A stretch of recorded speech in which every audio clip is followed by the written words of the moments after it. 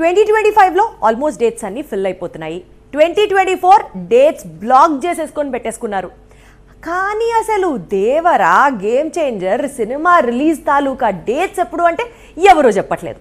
RRR హీరోలు వేరే ఏ సినిమాలు ఎందుకు లాక్ చేయట్లేదా అంటే దానికి ఆన్సర్ ఉండట్లేదు. ఏం జరుగుతోంది? జనవరిలో రావాల్సిన సినిమాలు జనవరిలో వచ్చేశాయి. ఫిబ్రవరి లిస్ట్ ఆల్రెడీ ఫిక్స్ అయింది. ఇక మార్చ్, ఏప్రిల్ మూవీస్ కూడా లాక్ అయ్యాయి. మేలో కల్కి, ఆగస్టులో పుష్పరాజ్ వస్తున్నారు. మరి దేవర పరిస్థితి ఏంటి? గేమ్ చేంజర్ విడుదల ఎప్పుడు? సెప్టెంబర్, అక్టోబర్ టార్గెట్ గా దేవర, గేమ్ చేంజర్ చిత్రాలు షూటింగ్ షెడ్యూల్స్ ఫిక్స్ చేసుకుంటున్నాయి. ఏప్రిల్తో దేవర షూట్ కంప్లీట్ కానుంది.